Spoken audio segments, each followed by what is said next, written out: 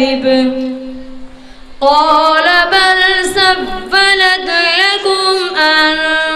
أنفسكم أمرا فصبر جميل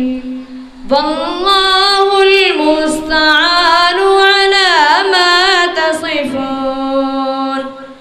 وجاءت سجارة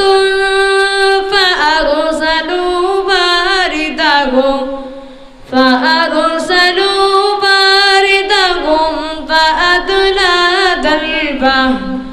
قال يا بشرى هذا غلام وأسروه بضاعة والله عليم بما يعملون فشروه بثمن بخس دراهم معدودة وكانوا فيه من الزاهدين صدق الله الحليم الغفار.